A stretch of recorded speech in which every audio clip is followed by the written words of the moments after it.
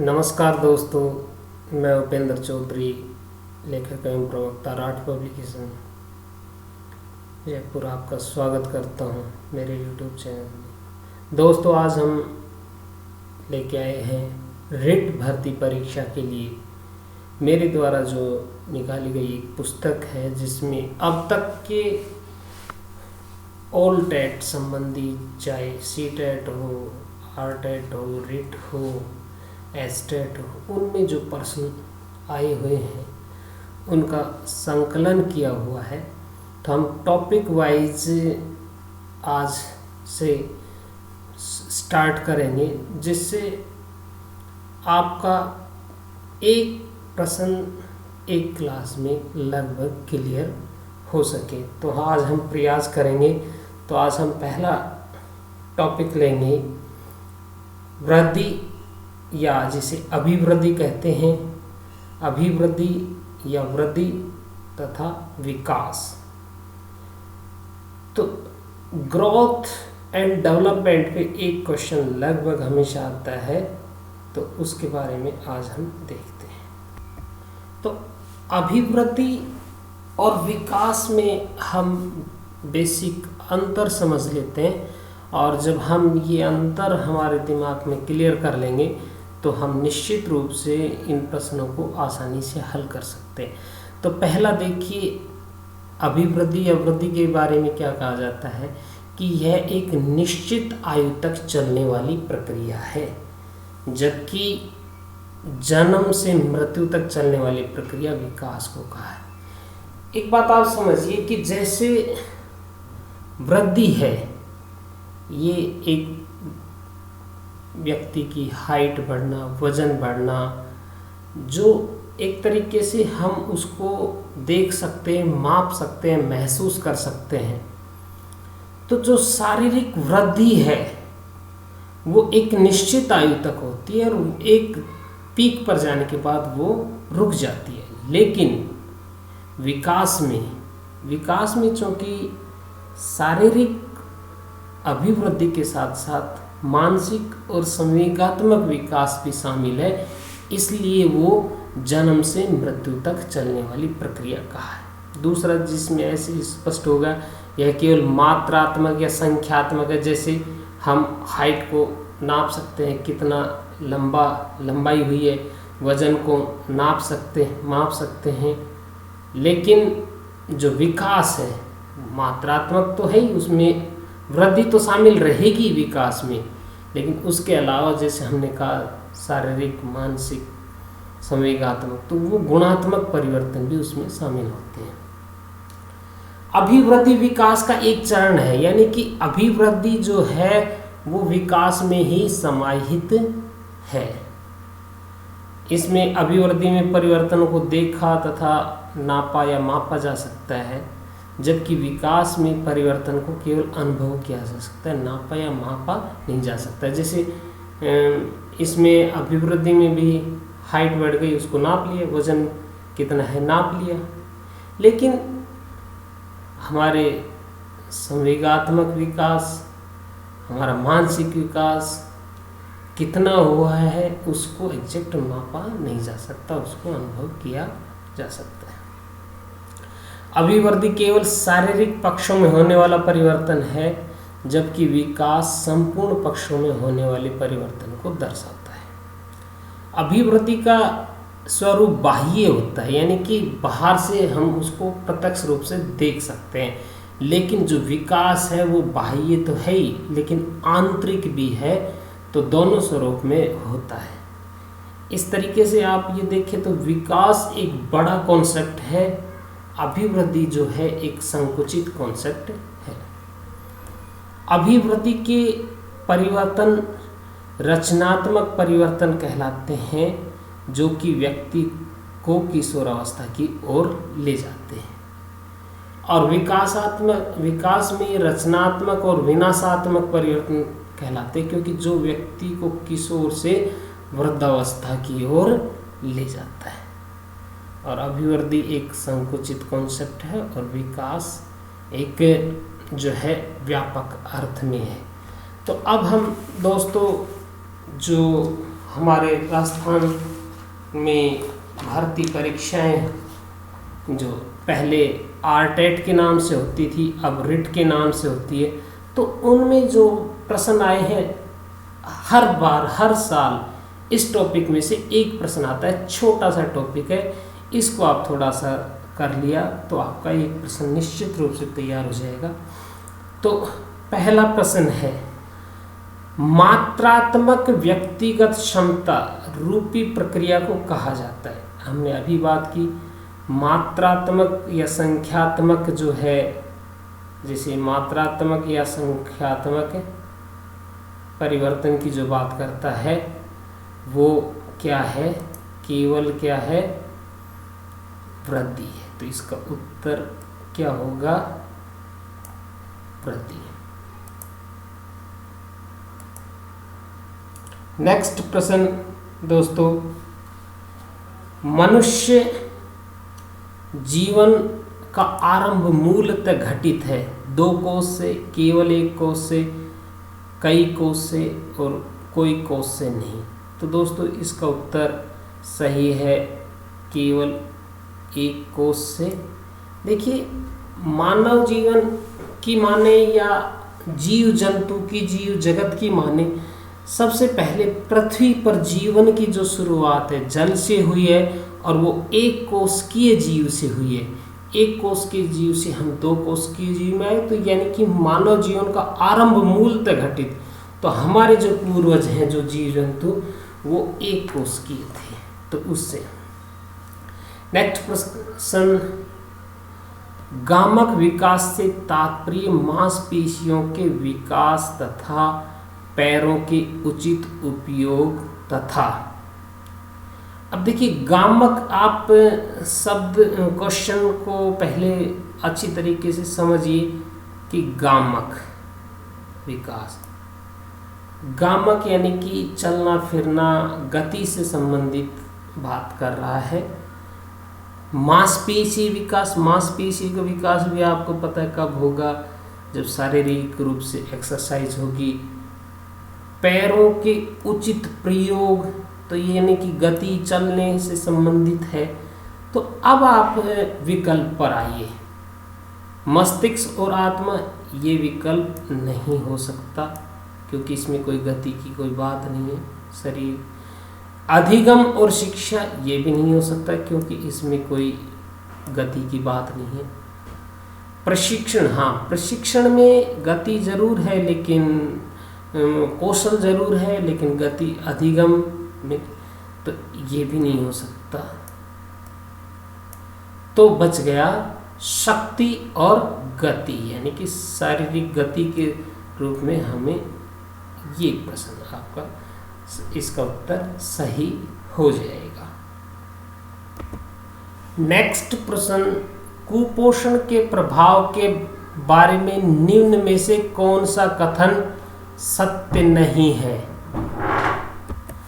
Option A, जीवन के बाद के वर्षों में मस्तिष्क की कोशिकाओं को प्रभावित करता है।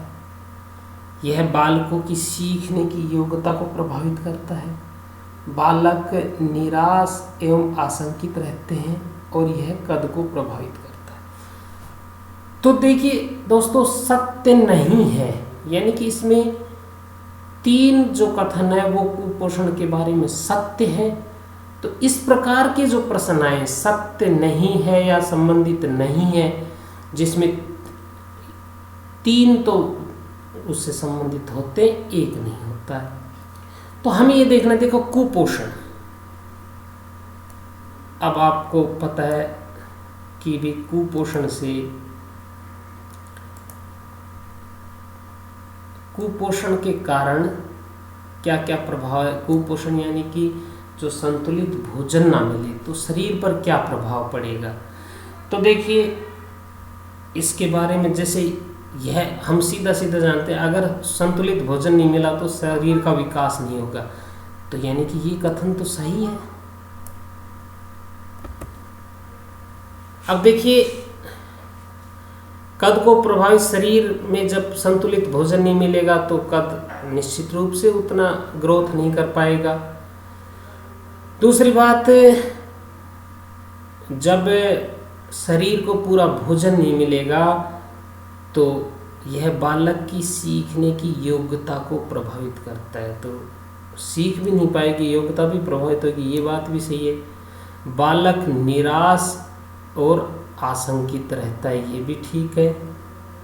अब जो पहला ऑप्शन है, जीवन के बाद के वर्षों में यह मस्तिष्क की कोशिकाओं को प्रभावित करता है, बाद में नहीं करता है। कुपोषण तुरंत प्रभाव दिखाता है, तो इसलिए ये विकल्प गलत होगा। और प्रश्न ये पूछ रहा है कौन सा कथन सही नहीं है, इसलिए हमारा उत्तर इसमें होगा ए ऑप्शन होगा। तो इस तरीके से आप पूरे विकल्पों को पढ़कर हम देखेंगे तो हम उत्तर को आसानी से खोज सकते हैं। नेक्स्ट प्रश्न, निम्न में से कौन सा कथन मिडिल स्कूल स्तर के विद्यार्थियों के विकास से सहमति नहीं रखता है? अब देखो, सहमति नहीं रखता है, इसका मतलब वही बात आ गई, इसमें एक कथन है जिसमें सहमति नहीं रखता है और 3 कथनों से सहमति रखता है। तो पहला ऑप्शन देखिए, सामाजिक व्यवहार उत्तरोत्तर समवयस्क समूह के आदर्शों से प्रभावित होते हैं, ये बात सही है। जैसे इस स्तर का, मिडिल स्कूल के स्तर का बच्चा है, वो अपने व्यवहार में अपने जो साथी समूह हैं और उनके जो आदर्श हैं उनसे वो प्रभावित होता है। दूसरी बात, इस अवस्था में अधिकांश बालक तीव्र गति से वृद्धि प्राप्त नहीं करते। देखिए, वैसे अब ये कथन सही नहीं बैठ रहा, चलो और देख लेते हैं। बौद्धिक एवं सामाजिक व्यवहार पर स्वप्रभाविता का महत्वपूर्ण प्रभाव होता है, यानी कि स्वयं का प्रभाव, तो ये बात भी सही है। जैसे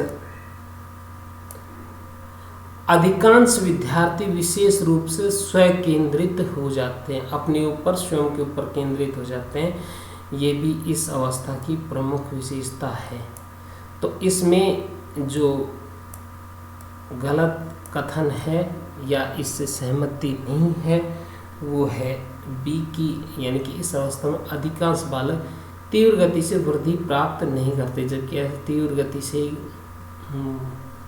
वृद्धि प्राप्त करते हैं। तो आपका उत्तर यहाँ हो जाएगा बी। नेक्स्ट प्रश्न, विकास एक अधिनियम है कि विकास प्रतिमान के विभिन्न काल में खुशी भिन्न भिन्न होती है। इस अधिनियम के अनुसार, देखो विकास का प्रतिमान क्या, अधिनियम क्या कह रहा है कि विभिन्न काल में खुशी भिन्न भिन्न होती है। तो एक बात देखिए कि विभिन्न काल में और खुशी भिन्न भिन्न होती है। तो देखिए, जीवन का प्रथम वर्ष सबसे अधिक खुशी का काल होता है, ठीक है। दूसरा ऑप्शन देखते हैं, वयसंधि का काल एवं जीवन का प्रथम वर्ष भी जीवन का सबसे अधिक खुशी का काल होता है।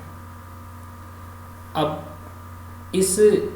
इस अधिनियम के अनुसार आप देखें कि विभिन्न काल और खुशी भिन्न भिन्न, तो अब ये एक तो वयसंधि काल कह रहा है और एक जीवन का प्रथम वर्ष। वयसंधि काल कहलाता है जब एक अवस्था से दूसरी अवस्था, जैसे शैशवावस्था से बाल्यावस्था में प्रवेश करने जा रहा है, तो उसके बीच का जो काल है वो वयसंधि काल कहलाता है। यानी कि ये 2 अलग अलग काल हो गए और दोनों कालों में एक समान खुशी नहीं हो सकती, तो ये कथन तो इसके अनुसार सही नहीं है।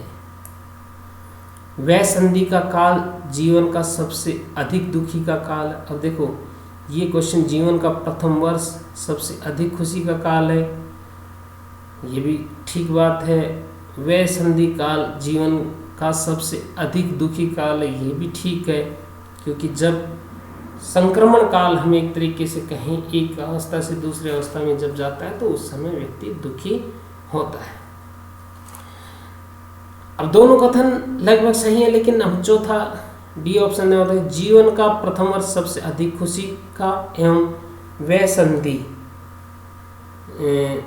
काल सबसे अधिक दुखी का काल होता है। तो इसमें ए और सी दोनों ऑप्शन हम आ गए, इसलिए सबसे बेस्ट आंसर ये होगा डी। नेक्स्ट क्वेश्चन, निम्न में से कौन सा कथन विकास के बारे में सत्य नहीं है? विकास अंतःक्रिया का फल है, विकास एक व्यवस्थित श्रृंखला का अनुगामी है, विकास एक व्यक्तिगत प्रक्रिया है, विकास विशिष्ट से सामान्य की ओर होता है। तो देखो ये बात सही है, विकास जो है वो अंतःक्रिया का फल है, सही बात है। विकास एक व्यवस्थित श्रृंखला का अनुगामी भी है, जैसे मान लो पहले बचपन अवस्था आएगी, फिर शैशवावस्था, बाल्यावस्था, किशोरावस्था, एक निश्चित क्रम जो होता है उसके अनुसार चलता है। विकास एक व्यक्तिगत प्रक्रिया है, ये व्यक्तिगत प्रक्रिया भी है, अलग अलग व्यक्तियों में विकास अलग अलग चलेगा। और विकास विशिष्ट से सामान्य की ओर, ये गलत है। विकास जो है विशिष्ट से सामान्य की ओर नहीं होता, सामान्य से विशिष्ट की ओर होता है। तो ये कथन सत्य नहीं है, इसलिए हमारा उत्तर हो जाएगा डी। नेक्स्ट क्वेश्चन दोस्तों, बच्चे के विकास को अक्सर शारीरिक, संज्ञानात्मक, भावनात्मक और सामाजिक जैसे 3 व्यापक क्षेत्रों में विभाजित किया जाता है। विकास प्रक्रिया इन तीनों क्षेत्रों में कहाँ तक संबंधित है? ऑप्शन ए, अन्य को प्रभावित किए बिना स्वतंत्र रूप से विकसित, एक एकीकृत और समग्र प्रकार से विकसित, आंशिक रूप से विकसित, बेतरतीब ढंग से विकसित। देखो जब यहाँ विकास की बात कर रहे हैं, इसमें हम शारीरिक, संज्ञानात्मक, भावनात्मक और सामाजिक जैसे व्यापक क्षेत्रों को सम्मिलित कर रहे हैं। तो ये उत्तर तो सब से, ये विकल्प तो सब मतलब बेढंग तरीके से तो हो नहीं सकता। अब आंशिक रूप से भी नहीं हो सकता, क्योंकि जब हम सारे पक्षों को लेकर चल रहे हैं, और अन्य को प्रभावित किए बिना स्वतंत्र रूप से भी विकसित नहीं हो सकता, तो ये तीनों तो विकल्प गलत हैं। तो इसका उत्तर सही है, एक एकीकृत और समग्र प्रकार में विकसित। नेक्स्ट क्वेश्चन, शारीरिक विकास का क्षेत्र है स्नायुमंडल, मांसपेशियों की वृद्धि, एंडोक्राइन ग्लैंड्स, ये सभी। तो ये शारीरिक विकास में ये सभी चीज़ें शामिल होती हैं। नेक्स्ट क्वेश्चन, निम्न में से कौन सा कथन विकास के संबंध में सही नहीं है? तो यानी कि एक सही नहीं है, 3 जो हैं वो सही हैं। तो हम देखते हैं कौन सा इसके संदर्भ में सही नहीं है। पहला, विकास प्रतिमानों की कुछ निश्चित विशेषताओं की भविष्यवाणी की जा सकती है। ये बात सही है, विकास के प्रतिमानों कुछ निश्चित विशेषताओं की भविष्यवाणी की जा सकती है। तो ये विकास से संबंधित कथन सही है। विकास का उद्देश्य वंशानुगत भाव क्षमता का विकास करना है, ये भी ठीक है, क्योंकि व्यक्ति के विकास में वंशानुगत गुण आते हैं, और जो वंशानुगत गुण हैं उनका ही विकास हो तो वो विकास की विभिन्न क्षेत्रों में संभाव खतरे नहीं होते। तो विकास के विभिन्न क्षेत्रों में संभावित खतरे तो होते हैं, तो ये कथन गलत है। प्रारंभिक विकास के बाद विकास से अधिक महत्वपूर्ण है। तो प्रारंभिक जो विकास है, बाद के विकास यानी कि बच्चे का प्रारंभ में जो विकास होगा शैशवावस्था से लेकर बाल्यावस्था तक, वो विकास ज़्यादा महत्वपूर्ण है। ये बात सही है। तो हमारा इस तरीके से उत्तर इसमें राइट उत्तर हो जाएगा सी। विकास का अर्थ है परिवर्तनों की उत्तरोत्तर श्रृंखला, अभिप्रेरणा के फलस्वरूप होने वाले परिवर्तनों की उत्तरोत्तर श्रृंखला, अभिप्रेरणा एवं अनुभव के फलस्वरूप होने वाले परिवर्तनों की उत्तरोत्तर श्रृंखला, परिपक्वता एवं अनुभव के फलस्वरूप होने वाले परिवर्तनों की श्रृंखला। तो देखिए परिवर्तन सब में हो रहे हैं। जब हम अधिगम पढ़ेंगे उसमें भी एक बात आएगी कि अनुभव, तो अनुभव यहाँ भी है, अनुभव यहाँ भी है। अब यहाँ अभिप्रेरणा है, यहाँ परिपक्वता है। तो अभिप्रेरणा ठीक है अधिगम में को प्रभावित करती है, लेकिन विकास में यानी कि जो जैसे ये मानो कि विकास में अभिवृद्धि भी शामिल है, और अभिवृद्धि है जैसे शारीरिक विकास। अब मान लीजिए एक छोटे 3 साल 4 साल के बच्चे को आप ABCD बोलना तो सिखा सकते हैं, लेकिन लिखना नहीं सिखा सकते। क्यों नहीं लिखना सिखा सकते? क्योंकि उसके हाथों में, उसके शरीर में परिपक्वता नहीं आई, वो अच्छी तरीके से पेन या पेंसिल पकड़ नहीं सकता है। तो ये जब शारीरिक विकास होता है तो उसके साथ आती है परिपक्वता। तो इसका सही उत्तर होगा डी। विकास के संदर्भ में निम्न में से कौन सा कथन सत्य नहीं है?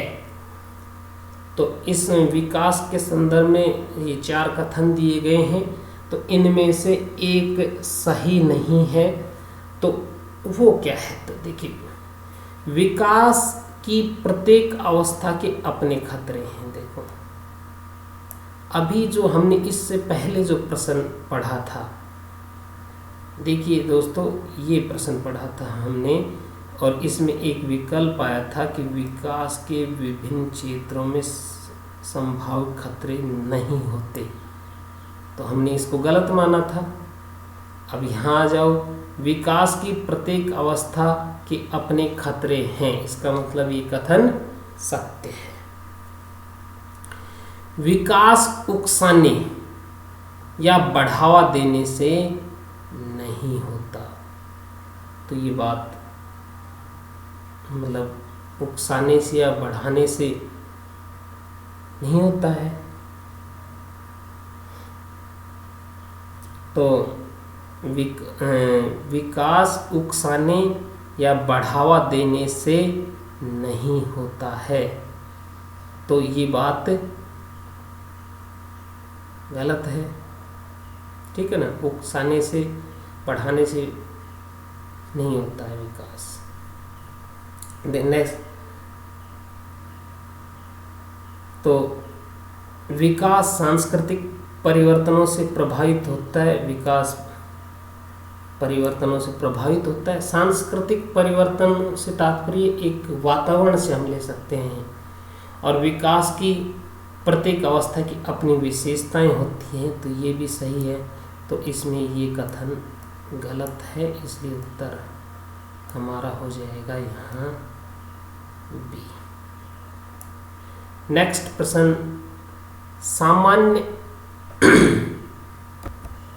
सामान्य परिपक्वन से पहले प्रशिक्षित करना प्राय।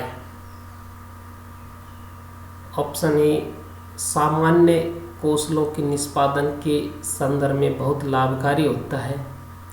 कुल मिलाकर हानिकारक होता है, दीर्घकालिक दृष्टि से लाभकारी होता है, लाभकारी हो या हानिकारक, यह इस बात पर निर्भर करता है कि प्रशिक्षण में किस प्रकार की विधि का प्रयोग किया गया है।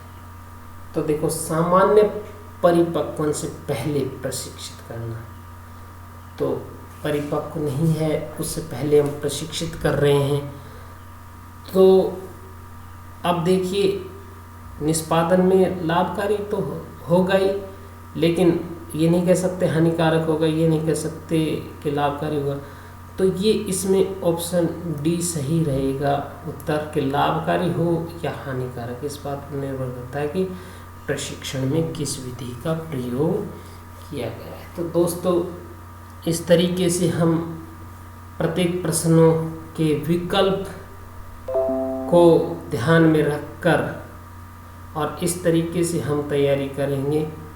और बहुत सारे प्रश्नों में जब हम प्रश्न को गौर से पढ़ते हैं तो उसी में से हमें उत्तर की राह भी मिल जाती है। तो नेक्स्ट वीडियो के लिए आप तैयार रहिए, हम जल्दी ही आपके लिए एक नेक्स्ट रीड का साइकोलॉजी का नेक्स्ट चैप्टर का लेके आएंगे जल्दी। धन्यवाद दोस्तों।